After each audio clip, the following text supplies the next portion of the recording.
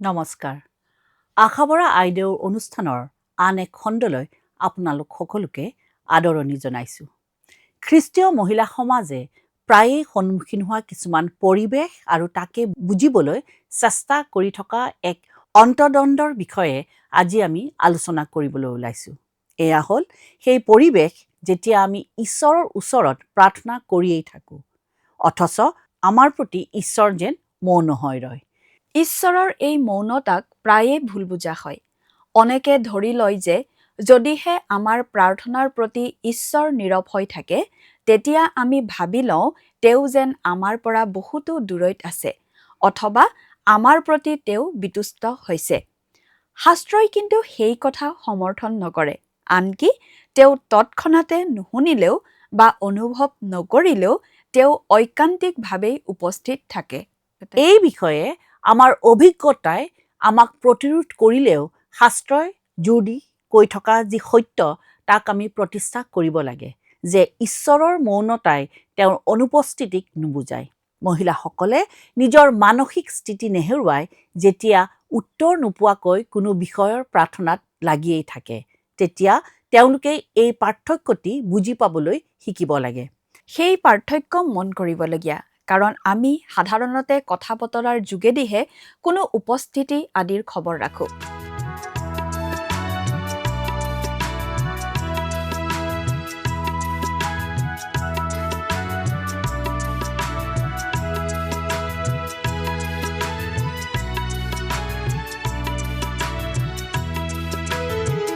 যদি লাগে জীবন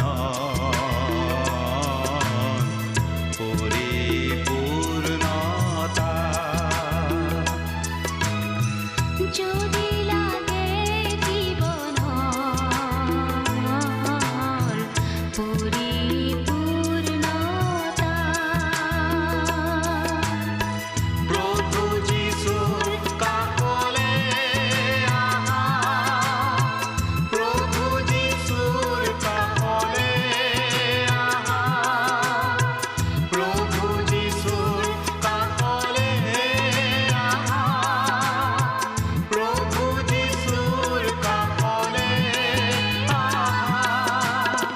কেবল তেওতেই ভরসা করি, তুমি ঈশ্বৰ সন্তান হবা, কেবল তেওতেই ভৰসা কৰি, তুমি ঈশ্বৰ সন্তান হবা। যদি লাগে জীৱন পৰিপূৰ্ণতা,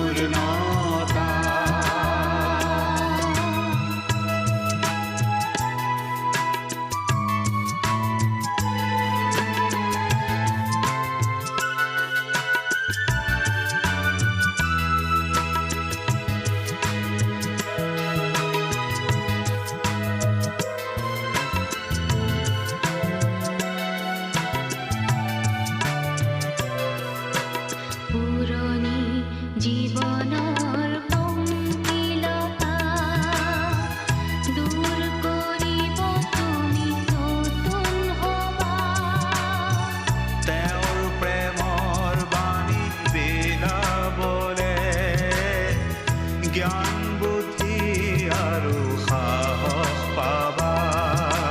পুৰণি জীৱনৰ পংকিলতা দূৰ কৰিব তুমি নতুন হবা, তেওঁৰ প্ৰেমৰ বাণী বিলাবলে জ্ঞান। মানুহৰ সম্বন্ধৰ বেলিকা মৌনতাই সাধাৰণতে দূৰত্ব, অনাসক্তি অথবা বিভ্ৰান্তিৰ পৰিচয় দিয়ে। সেইকাৰণেই যেতিয়াই ঈশ্বৰ মৌন হৈ থকা যেন ধাৰণা হয়, নাৰী মনৰ স্বাভাৱিক জন্মগত প্ৰবৃত্তিৰে স্বৰ্গীয় সম্বন্ধৰ বেলিকাও তেনেকুৱা যুক্তিকেই আৰোপ কৰিবলৈ যায়। যিচয়া ভাৱাবাদীৰ পুস্তকৰ ৪৫ অধ্যায় ১৫ পদে কয়, হে ইছৰাইলৰ ঈশ্বৰ ত্ৰাণকৰ্তা, নিশ্চয়ে তুমি নিজকে গোপনে ৰাখোতা ঈশ্বৰ। ঈশ্বৰে কেতিয়াবা নিজ লোকক পৰিত্যাগ কৰে বুলি এই বাক্যই নকয়। এই বাক্যই কয় যে তেওঁৰ বাক্য প্ৰায়েই গোপনে থাকে। ঈশ্বৰ আমাৰ দৃষ্টিৰ অগোচৰ হৈ থাকিলেও তেওঁ যে নিজৰ কাম কৰিয়েই থাকে তাকেই শাস্ত্ৰই আমাক কয়। এই একেটা বিষয় বস্তুৱেই শাস্ত্ৰত বাৰে বাৰে ভুমুকি মাৰিছে। ইয়ুবৰ পুস্তকৰ 25 অধ্যায়ত আমি দেখিবলৈ পাওঁ ইয়ুবে চৌদিশে ঈশ্বৰক বিচাৰি ফুৰিছে, কিন্তু তেওঁক বিচাৰি পোৱা নাই। তথাপিও ঈশ্বৰে কিন্তু ইয়ুবৰ জীৱনলৈ অহা নানা দুখ, কষ্ট আৰু পৰীক্ষা পৰ্যবেক্ষণ কৰি আছিল। গীতমালা 10 নম্বৰ 1 পদত গীতমালাৰ ৰচকে প্ৰশ্ন কৰে, কিয় ঈশ্বৰ বিপদৰ সময়ত আঁতৰি থাকে বুলি। এই প্ৰশ্ন ঈশ্বৰ কেনিবা গুচি গ'ল বুলি নহয়, কিন্তু তেওঁৰ উপস্থিতি অনুভৱ কৰিব নোৱাৰাৰ বাবেহে উত্থাপিত হৈছে। শাস্ত্ৰই আমাক ইয়াকো শিকায় যে ঈশ্বৰে দেশকৈ কিবা কৰাৰ আগেয়ে প্ৰায়ে অদৃশ্য ৰূপেহে কাম কৰি থাকে। উপদেশকে কয় যে ঈশ্বৰে প্ৰতিটো বস্তুকেই তাৰ উপযুক্ত সময়ত সুন্দৰ কৰি তোলে, আমাৰ সময়মতে নহয়। উপদেশক 3 অধ্যায় 11 পদে কয়, তেওঁ সকলোকেই নিজ নিজ কালত সুন্দৰ কৰিছে আৰু তেওঁবিলাকৰ হৃদয়ত অনন্তকালো ৰাখিছে।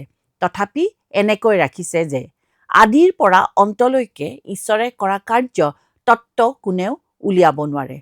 ৰোমিয়া 8 অধ্যায়ে আমাক সোঁৱৰাই দিয়ে যে ঈশ্বৰে মংগলৰ অৰ্থে সকলোকে একেলগে সাধন কৰিছে। আনকি কেতিয়াবা সেই কাম মানুহৰ চকুত পৰা বিধৰ নহ'বও পাৰে অথবা গভীৰভাৱে দুৰ্বোধ্যও হৈ যাবও পাৰে। চকুৰে দেখাত কোনো উন্নতি বা অগ্ৰগতি পৰিলক্ষিত নহ'লেও ই সৰগীয় কৰ্মৰাজিৰ অনুপস্থিতি নুবুজায়। এনেকুৱা এটা পৰিৱেশতে আৰু দ্বিতীয় নাৰীৰ মানসিক সংঘাত।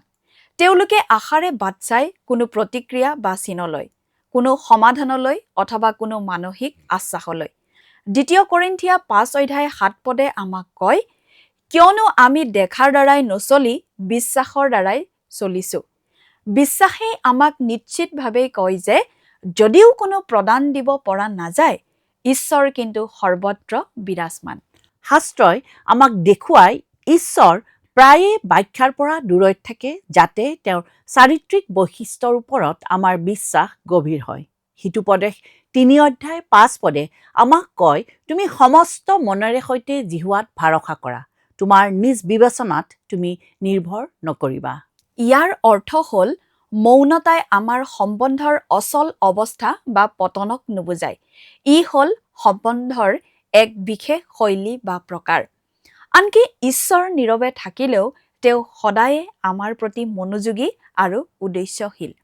গীতমালা 139 নম্বৰে আমাক মনত পেলাই দিয়ে যে ঈশ্বৰ নথকা এনে কোনো ঠাই নাই যলৈ গৈ আমি লুকাই থাকিব পাৰিম। মৌনতাই ঈশ্বৰক আমাৰ জীৱনৰ পৰা আঁতৰ নকৰে। ঈশ্বৰে আত্মপ্ৰকাশ কৰোঁতে তাকে নিয়ন্ত্ৰণ কৰিবলৈ যোৱা আমাৰ মানৱীয় সামৰ্থ্যকহে মৌনতাই আঁতৰ কৰে। মহিলাসকলে এই মৌনতাক অগ্ৰাহ্য কৰাৰ চিন বুলি অথবা অনাসক্তি বুলি ভাবি লোৱা এই পৰিৱৰ্তিত দৃষ্টিভংগীলৈ চাই মৌনতা যে ঈশ্বৰৰ চাৰিত্ৰিক বৈশিষ্ট্য, শাস্ত্ৰই তাকে আমাক ক'বলৈ শিকায়। যেতিয়া মহিলাসকলে এই কথাটো উপলব্ধি কৰি তাকে খামুচি ধৰে, তেতিয়া মৌনতা আমাৰ বাবে ইমান ভাবুকিৰ বিষয় হৈ নাথাকে। তথাপিও ই দুখ দিয়ে আৰু ই সহ্য কৰিবলৈও কঠিন। কিন্তু ই আমাৰ বিশ্বাসক তেতিয়া আৰু অস্থিৰ নকৰে। তেতিয়া মৌনতাক ঈশ্বৰে ত্যাগ কৰা অৱস্থা বুলি আৰু ভবা নাযায়।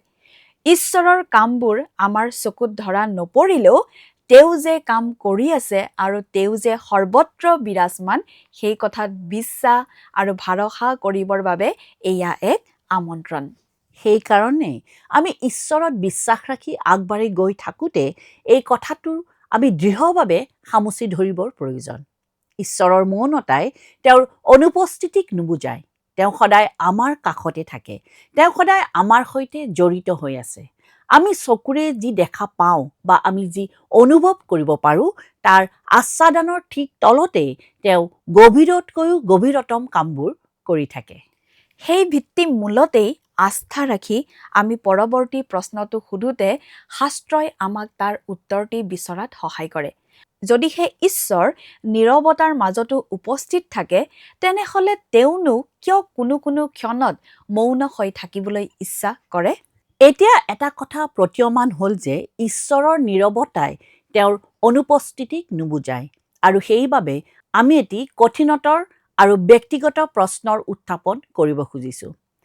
ঈশ্বৰৰ প্ৰিয় লোকসকলে বিশ্বাসেৰে প্ৰাৰ্থনা কৰি থাকিলেও কেতিয়াবা ঈশ্বৰে কিয় বাৰু মৌনতা অৱলম্বন কৰিবলৈ ভাল পায়? এই বিষয়ে শাস্ত্ৰই আমাক একেষাৰ কথাতে কোনো এটি ব্যাখ্যা দিয়া নাই, কিন্তু ঈশ্বৰৰ মৌনতাক কোনো ভয়, শংকা বা বিভ্ৰান্তি ৰূপে নলৈ তেওঁৰ বাক্য বুজি পাবৰ বাবে আমাৰ আগত কিছুমান আৰ্হিহে দাঙি ধৰিছে। ঈশ্বৰ নীৰৱে থকাৰ এটা কাৰণ হ'ল তেওঁতো সেই বিষয়ে ইতিমধ্যে কৈছেই। আমি কেতিয়াবা ভাবি লওঁ যে ঈশ্বৰৰ নীৰৱতা হ'ল আমাক যেন তেওঁ পথ দেখুৱাই নিয়া নাই। কিন্তু কেতিয়াবা এনেকুৱাও হ'ব পাৰে যে তেওঁ ইতিমধ্যে নিজৰ ইচ্ছা পৰিষ্কাৰকৈ কৈয়ে দিছে আৰু তেওঁৰ নিজৰ লোকসকলে ইতিমধ্যে জ্ঞাত হোৱা পথেদি ওলাই আহিবলৈ তেওঁলোকক আহ্বানহে জনাইছে। মানুহৰ নিজৰ বাধ্যতাৰ অভাৱ বা অনিশ্চয়তাৰ বাবে সৃষ্টিকৰ্তা ঈশ্বৰে এনেই একেটা বিষয়কে দোহাৰি নাথাকে। হবকুক 2:1 এনেকুৱা এখনি ছবিকে আমাৰ চকুৰ আগত দাঙি ধৰিছে।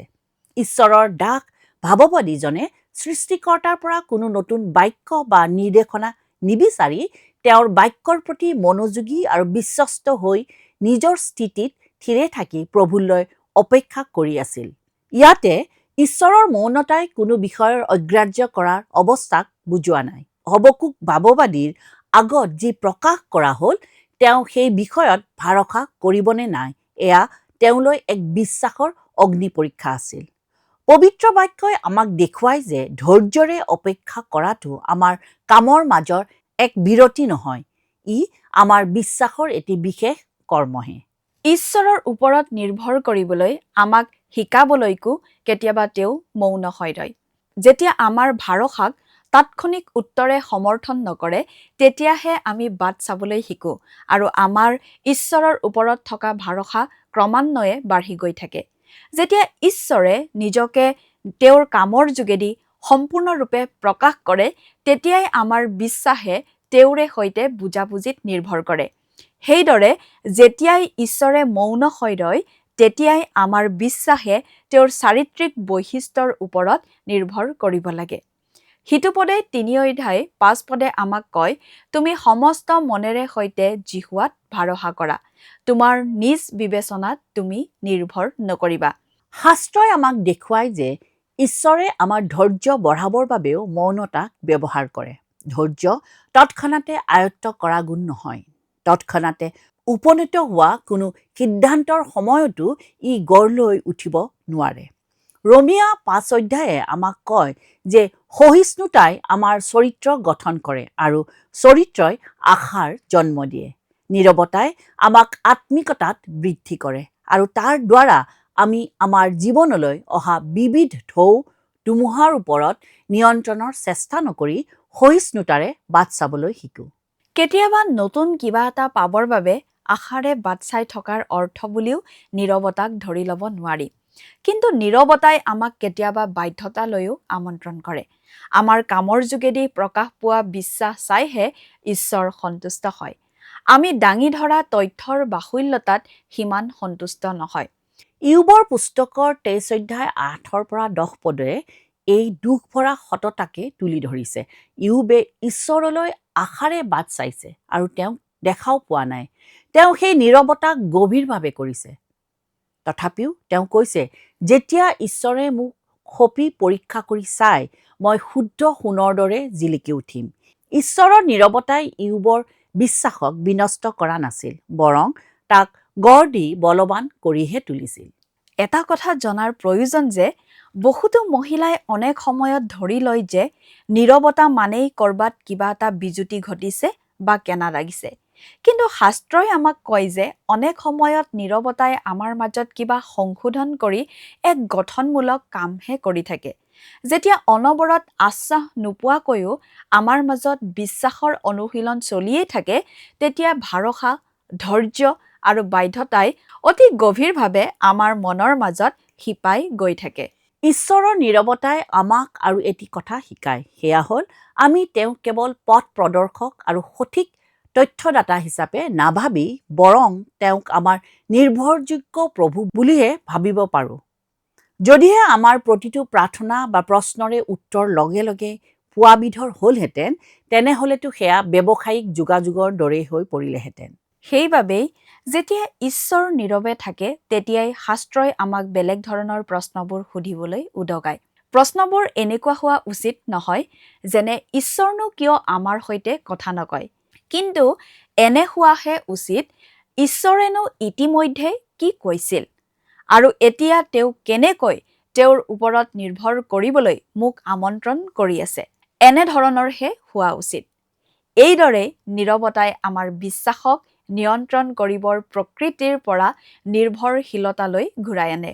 তাৰ মানে নীৰৱতা যে সহজ আৰু মনোকষ্টবিহীন এনে নহয়, ই প্ৰায়ে দুৰ্বোধ্য আৰু মনোকষ্টদায়ক হয়। কিন্তু শাস্ত্ৰই আমাক সান্তনা দিয়ে, ঈশ্বৰৰ নীৰৱতা কেতিয়াও উদ্দেশ্যবিহীন অথবা বিশৃংখল হ'ব নোৱাৰে। এই কথাৰ উপলব্ধিয়ে আমাক নীৰৱতাৰ আৱেগিক সত্যতাৰ বাবে সাজ কৰে, যাতে আমি জানিব পাৰোঁ ঈশ্বৰৰ নীৰৱতাই আমাৰ প্ৰতীক্ষাৰ সংগ্ৰাম কিয় আঁতৰাই নিদিয়ে। এই নীৰৱতাই সত্যতাৰে ইয়াকে প্ৰকাশ কৰাত আমাক সহায় কৰে। যদিহে মৌনতাৰ কিবা উদ্দেশ্য থাকে, তেনে কি কাৰণে উত্তৰ নোপোৱা প্ৰাৰ্থনাবোৰ সাৱটি থকা মহিলাসকলৰ বাবে এই নীৰৱতা আৱেগিকভাৱে ইমান কঠিন হৈ পৰে? যদিও মহিলাসকলে নিজস্ব বুদ্ধিমত্তা আৰু বিবেচনাৰে বুজিব পাৰে যে ঈশ্বৰৰ নীৰৱতাৰ এক অন্তৰ্নিহিত উদ্দেশ্য আছে, তথাপিও এই আৱেগিক মৌনতাৰ অভিজ্ঞতাৰ বুজাও বৰ গধুৰ। ঈশ্বৰ কিয় নীৰৱ হ'বও পাৰে, তাক জানিলেও ইয়াৰ দ্বাৰা নীৰৱতাৰ অনুভূতিক দূৰ কৰিব নোৱাৰি। শাস্ত্ৰই আমাৰ মানসিক আৱেগক কেতিয়াও তাৎপৰ্যহীন বুলি ধৰি নলয় আৰু আশাও নকৰে যে মানুহৰ মনৰ অপেক্ষাই সৃষ্টি কৰা এই অন্তৰ্দ্বন্দ্বক বিশ্বাসীসকলে ওলাই কৰি চলিব পাৰে। নীৰৱতাই মানুহৰ মনত যেনেধৰণে চাপ প্ৰয়োগ কৰে তাক বুজাই কোৱাটো প্ৰায়ে কঠিন, বিশেষকৈ যেতিয়া আমাৰ প্ৰাৰ্থনাবোৰ আন্তৰিকতাপূৰ্ণ আৰু অধ্যৱসায়ী হৈয়ে থাকে। মনে মনে আহি আমাক আমনি কৰা প্ৰথম আৱেগটোৱেই হ'ল আমাৰ মনৰ সন্দিহান ভাৱ। গীতমালা ৭৭ নম্বৰে এই অন্তৰ্দ্বন্দ্বকে তুলি ধৰিছে। গীত ৰচক দাউদেও মনৰ দুখত সুধিছে, ঈশ্বৰে বাৰু দয়ালু হ'বলৈ পাহৰিলে নেকি? পবিত্ৰ শাস্ত্ৰই বিশ্বাসীসকলক লজ্জাজনক কৰিবলৈ এই প্ৰশ্ন উত্থাপন কৰা নাই, কিন্তু আমাৰ বিশ্বাসৰ কাষে কাষে যে সন্দেহো ঘূৰি ফুৰে তাকে দেখুৱাবলৈকেহে এই কথা লিপিবদ্ধ কৰিছে। নীৰৱতাৰ সময়ছোৱাৰ এক গধুৰ বোজা হ'ল প্ৰতীক্ষা। একো ধৰাবন্ধা সময়সীমা নথকাকৈ মনে মনে বাট চাই থকাটো লেবেজান হৈ পৰা লেখীয়া কথা। যেতিয়া আমি প্ৰাৰ্থনাৰ উত্তৰ নোপোৱাকৈ থাকোঁ, তেতিয়া আমাৰ সময়বোৰ যেন দীঘলীয়া আৰু অনিশ্চিত হৈ পৰে। সিটোপদেশ ১৩ অধ্যায় ১২ পদে কয়, আশা সিদ্ধিৰ পলম হৃদয়ৰ পীড়াজনক। ব্যৰ্থতা আৰু হতাশগ্ৰস্ততায়ো আমাৰ পিছে পিছে ঘূৰে। নাৰীসকলে প্ৰায়ে বাধ্যতা আৰু আশা আকাংক্ষাৰ মাজত বন্দী হৈ ৰয়, বান্ধ খাই ৰয়, বিশ্বস্ততা আৰু হতাশাগ্ৰস্ততাৰ মাজত। তেওঁলোকে যিহকে ভাল বুলি ভাবে তাকেই কৰে, তথাপিও একো এটা হোৱা যেন বোধ নহয়। এই হতাশাগ্ৰস্ততাই লাহেকৈ মনৰ ভিতৰতো প্ৰৱেশ কৰে। এয়েই আৰম্ভ কৰে আত্মগ্লানি, আৰু তাৰেই বহিঃপ্ৰকাশ ঘটে আমাৰ ক্ষোভ, অসন্তুষ্টি আৰু মনৰ বেদনাত। নীৰৱতাৰ আনুষাংগিক আন এটি মনোবেদনা হ'ল মানুহৰ দ্বাৰা অৱহেলিত হোৱাৰ অনুভূতি। কেতিয়াবা নীৰৱতাক পৰিস্থিতিৰ পৰা উদ্ভৱ হোৱাতকৈও ইয়াক সম্বন্ধৰ পৰা জন্মা যেনহে অনুভৱ হয়। তেতিয়া নাৰী মনে ভাবিবলৈ ধৰে, ঈশ্বৰে আনৰ প্ৰাৰ্থনাৰহে উত্তৰ দিয়ে, কিন্তু মোৰ বেলিকাহে জানো কিয় উত্তৰ নিদিয়ে। সেয়ে গীতমালা ২২ নম্বৰ আৰম্ভ হৈছে এক কৰুণ প্ৰাৰ্থনাৰে। হে মোৰ ঈশ্বৰ, হে মোৰ ঈশ্বৰ, মোক কিয় পৰিত্যাগ কৰিলা? এই কান্দোন অবিশ্বাসৰ পৰা অহা নাই, ই আহিছে গভীৰ সম্বন্ধৰ বেদনাৰ পৰা। সেইকাৰণেই শোক কৰাটো এটা গুৰুত্বপূৰ্ণ কথা। মনৰ অনুভূতিবোৰক অৱদমিত কৰি থবলৈ শাস্ত্ৰই আমাক নকয়। শাস্ত্ৰই অনুভূতিবোৰক বাক্যত প্ৰকাশ কৰিছে। আমাৰ প্ৰাৰ্থনাৰ উত্তৰৰ অনুপস্থিতিতো কিন্তু আমাৰ আন্তৰিক শোকে সম্বন্ধ অটুট ৰাখে। অনেক মহিলাৰ বাবে কিন্তু নীৰৱতাই ভয়হে উদ্ৰেক কৰে। সময়বোৰ খৰচ হৈ যোৱাৰ বাবে তেওঁলোকে ভয় খায়। নীৰৱতাত লাগি থাকোঁতে সুযোগ সুবিধাবোৰো হাততে হেৰাই বুলিও ভয় খায়। আনহাতেদি নীৰৱ হৈ থকাৰ ফলত কোনো এটি বিষয় বুজিব নোৱাৰা হৈ থাকোঁতে চিন্তাৰ বিষয়টি ওলোটাপাকে পৰ্যবসিত হয় বুলিও ভয় খায়। বাইবেলত উপদেশকে আমাক সোঁৱৰাই দিয়ে যে ঈশ্বৰেহে সময় আৰু ঋতুক নিয়ন্ত্ৰণ কৰে। আমাৰ মনত তেতিয়াই ভয়ৰ উদ্ৰেক হয় যেতিয়াই আমি ঈশ্বৰে নিয়ন্ত্ৰণ কৰি থকা কৰ্মবোৰৰ ওপৰত হস্তক্ষেপ কৰিবলৈ যাওঁ। সেই ক্ষমতা অকল তেওঁৰহে। নীৰৱতাৰ সময়ছোৱাত আমাৰ যি আৱেগিক অন্তৰ্দ্বন্দ্ব আমাৰ দুৰ্বল বিশ্বাসৰ লক্ষণ নহয়। ই হ'ল আমাৰ মনৰ মাজত গভীৰভাৱে সোমাই থকা বিশ্বাসৰ এটি চিনহে। ইয়াতে আৱেগহীনতা ডাঙৰ কথা নহয়, কিন্তু ঘাই কথাটো হ'ল আমাৰ আৱেগ অনুভূতিবোৰক আমি কেনেধৰণে নিয়ন্ত্ৰণ কৰোঁ। শাস্ত্ৰই আমাৰ আৱেগ অনুভূতিবোৰক পথ নিৰ্দেশক বুলি কোৱা নাই, কিন্তু তথাপিও এইবোৰক আমাৰ অৱস্থাৰ সূচক বুলি গণ্য কৰিছে। গীতমালা ৬২ নম্বৰ ৮ পদে মনৰ সকলো দুখৰ কথা ঈশ্বৰৰ আগত ভাঙি ক'বলৈ তেওঁৰ বিশ্বাসীসকলক আহ্বান জনাইছে। এই আহ্বানৰ ভিতৰতে আমাৰ মনৰ সন্দিহান ভাৱ, হতাশাগ্ৰস্ততা, বিভ্ৰান্তি, আমাৰ দুৰ্বলতাবিলাকো সাঙুৰ খাই আছে। ঈশ্বৰে মানুহৰ মনৰ সৎ আৰু সৰল প্ৰাৰ্থনাক কেতিয়াও উপেক্ষা নকৰে। যেতিয়াই মহিলাসকলে এই কথাবোৰ বুজিব পাৰে, তেতিয়াই তেওঁলোকে এই নীৰৱতাৰ যোগেদি পোৱা অনুভূতিবোৰৰ বাবে নিজকে বিচাৰ সমালোচনা কৰিবলৈ বাদ দিয়ে। আৱেগিক সংগ্ৰামে তেওঁলোকক বিশ্বাসৰ অযোগ্য বুলি ভাবি লোৱাৰ ধাৰণাটি আৰু ভাবিবলৈ ইচ্ছা নকৰা হয়। শাস্ত্ৰই আমাক দেখুৱায় যে একেখন হৃদয়তে বিশ্বাস আৰু সংগ্ৰাম প্ৰায়ে একেলগে থাকে। আৰু তাৰ পাছতেই আমি পৰৱৰ্তী প্ৰশ্নটিলৈ আহোঁ। যদিহে মনৰ আৱেগিক সংগ্ৰামখন এক স্বাভাৱিক কথাই হয়, তেনেহ'লে ঈশ্বৰ মৌন হৈ থাকোঁতে নাৰী হৃদয়ে কোনো প্ৰতিক্ৰিয়া প্ৰকাশ নকৰাকৈ কেনেকৈনো বিশ্বস্তভাৱে সঁহাৰি দিব পাৰে? প্ৰকৃততে আমাৰ প্ৰাৰ্থনাৰ উত্তৰ পোৱাত পলম হোৱাৰ কালছোৱাত বিশ্বাসীসকলে কেনেধৰণে থাকিব লাগে সেই বিষয়ে শাস্ত্ৰই আমাক পৰিষ্কাৰকৈ নিৰ্দেশ দিছে। তাৰেই ভিতৰত শাস্ত্ৰই আমাৰ পৰা বিচৰা প্ৰথম সঁহাৰিটিয়ে হ'ল আমাৰ বিশ্বাস। ঈশ্বৰৰ আজ্ঞা কোনো কালেই আমাৰ আৱেগ অথবা পৰিস্থিতিৰ ওপৰত ভিত্তি কৰি সালসলনি নহয়। এয়াও এটা গুৰুত্বপূৰ্ণ কথা যে বহুতো মহিলাই মনতে ভাবি লয় যে কোনো এটা কাম কৰাৰ আগেয়ে সেই বিষয়ে এটা স্পষ্ট ধাৰণা পাবৰ বাবে তেওঁলোকে বাট চাব লাগে। যোহন 14:15 পদত প্ৰভু যীশুৱে কয়, তোমালোকে যদি মোক প্ৰেম কৰা তেন্তে মোৰ আজ্ঞাবোৰ পালন কৰিবা। আজ্ঞাধীনতা ব্যাখ্যাৰ ওপৰত নিৰ্ভৰশীল নহয়। ইয়াৰ ভিত্তিমূল হ'ল ভৰসা। নীৰৱতাই আমাৰ বাধ্যতাৰ পৰীক্ষা লয়। আন এটি নিৰ্ণায়ক সঁহাৰি হ'ল প্ৰাৰ্থনাত লাগি থকা। মৌনতা কেতিয়াও প্ৰাৰ্থনা ব্যাহত হোৱাৰ কাৰণ হ'ব নোৱাৰে। কেতিয়াবা প্ৰাৰ্থনা অতি সৰল আৰু অধিকতৰ নিৰ্ভৰশীল হোৱাৰ কাৰণেহে নীৰৱতা ব্যাহত হ'ব পাৰে। ঈশ্বৰৰ চাৰিত্ৰিক বৈশিষ্ট্যৰ ওপৰত আস্থা ৰখাটোও নিতান্তই আৱশ্যকীয়। যেতিয়া আমাৰ পৰিস্থিতিয়ে আমাক কোনো ইতিবাচক সঁহাৰিয়েই নিদিয়ে, তেতিয়াই ঈশ্বৰে প্ৰকাশ কৰা তেওঁৰ চাৰিত্ৰিক বৈশিষ্ট্য আমাৰ বিশ্বাসৰ লংগৰ স্বৰূপ হয়। বিলাপ 3:31-33 পদে আমাক সোঁৱৰাই, প্ৰভুৱে চিৰকাললৈকে ত্যাগ নকৰিব আৰু ঈশ্বৰে নিজৰ ইচ্ছাৰে দুখ নিদিয়ে বা মানুহৰ সন্তানবিলাকক বেজাৰ নিদিয়ে। বিশ্বাসেৰে মনোযোগী হোৱা বিষয়টো বাহিৰা শক্তি প্ৰতিৰোধ কৰাৰ সদিচ্ছাকে প্ৰকাশ কৰে। কেতিয়াবা কোনো অশান্তিময় পৰিৱেশৰ পৰা ৰক্ষা পাবলৈকো নীৰৱতাই প্ৰায়ে চাপ প্ৰয়োগ কৰে। শাস্ত্ৰই আমাক বাৰে বাৰে সকীয়াই কৈ গৈছে অসহিষ্ণুতাক প্ৰশ্ৰয় নিদিবলৈ। গীতমালা 37:7 পদে আমাক ঈশ্বৰৰ সন্মুখত নিজম দি থাকি তেওঁৰ কথা শুনিবলৈ ধৈৰ্যৰে বাট চাবলৈ কৈছে। অপেক্ষা কৰা কথাটোৱে অকামিলা হৈ বহি থকাৰ কথা কোৱা নাই। ইয়াৰ অৰ্থ হ'ল ঈশ্বৰৰ পৰা কোনো নিয়ন্ত্ৰণ বা দাবী নকৰাকৈ তেওঁৰ প্ৰতি বিশ্বস্ত হৈ থাকিবলৈ নিজৰ মনতে সিদ্ধান্ত গ্ৰহণ কৰা। সেইবাবেই ঈশ্বৰ নীৰৱ হৈ থাকোঁতে শাস্ত্ৰই মহিলাসকলক বিশ্বাসী আৰু ঈশ্বৰৰ স্পষ্ট জীৱনময় বাক্যৰ আজ্ঞাধীন হৈ সৎভাৱে প্ৰাৰ্থনাত লাগি থাকি ঈশ্বৰৰ চাৰিত্ৰিক বৈশিষ্ট্যৰ ওপৰত আস্থা ৰাখি চলিবলৈ কয়। শাস্ত্ৰই নীৰৱতাক শূন্য সময় হিচাপে উপস্থাপন নকৰে। কোনো এটা বিষয়ৰ জন্ম নহ'লেও নীৰৱতাই কিন্তু গভীৰভাৱে অনেক বিষয়ৰ সৃষ্টি কৰে। নীৰৱতাই সৃষ্টি কৰা প্ৰাথমিক বস্তুটোৱেই হ'ল মানুহৰ জীৱনৰ পৰিপক্কতা। জাকোবৰ পত্ৰৰ 1 অধ্যায়ে আমাক কয় যে দৃঢ় বিশ্বাসে আমাক পৰিপূৰ্ণতালৈ নিয়ে। মৌনতাইহে সেই পৰিপূৰ্ণতাক গঢ়ি তোলে। নীৰৱতাই গভীৰ বিশ্বাসৰো সৃষ্টি কৰে। যেতিয়া আমি কোনো ফলাফল বা প্ৰাৰ্থনাৰ উত্তৰৰ দ্বাৰা ঈশ্বৰৰ উপস্থিতি অনুভৱ কৰিব নোৱাৰোঁ, তেতিয়া আমাৰ বিশ্বাসেই ঈশ্বৰত ভৰসা কৰিবলৈ ধৰে।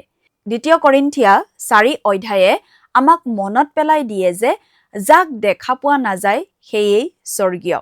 নীৰৱতাৰ পৰা উৎপন্ন হোৱা আন এটি সুফল হ'ল অধ্যাৱসায়। সময়ৰ লগে লগে নিৰন্তৰভাৱে আজ্ঞাধীনতা আৰু ভাৰসাত লাগি থাকিলেহে অধ্যাৱসায়ক আয়ত্ত কৰিব পৰা যায়। ইয়াক তাৎক্ষণিক সিদ্ধান্তৰ দ্বাৰা লাভ কৰিব নোৱাৰি।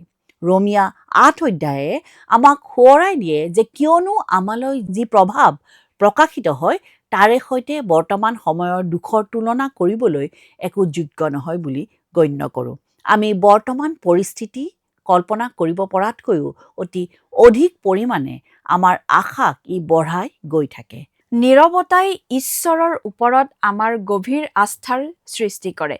যেতিয়া অৱস্থাৰ ওপৰত আমাৰ নিয়ন্ত্ৰণ হেৰাই যায়, প্ৰাৰ্থনাৰ উত্তৰো অনিশ্চয়তাৰ মাজত ওলমি থাকে, তেতিয়াই জন্ম হয় আমাৰ আত্মনিৰ্ভৰতা। গীতমালা 62 নম্বৰে কিন্তু আমাক কেৱল মাত্ৰ ঈশ্বৰৰ ওপৰতহে নিৰ্ভৰ কৰিবলৈ আহ্বান জনায়। মৌনতা আৰু প্ৰাৰ্থনাৰ এই পৰিণতিবোৰো কিন্তু মন দিবলগীয়া কথা, কাৰণ এইবোৰে আমাৰ দীৰ্ঘস্থায়ী বিশ্বাসৰ গঢ় দিয়ে। যেতিয়া আমি নীৰৱতাক শাস্ত্ৰসন্মতভাৱে অনুশীলন কৰিবলৈ লওঁ, ই আমাৰ বিশ্বাসক দুৰ্বল নকৰে, বৰং ই আমাৰ বিশ্বাসক বলৱানহে কৰে। সেইকাৰণেই নীৰৱতা বা মৌনতাক সময় খৰচ কৰা বিষয় বুলি ক'ব নোৱাৰি। ই হ'ল আমাৰ চৰিত্ৰ গঠনকাৰী সময়।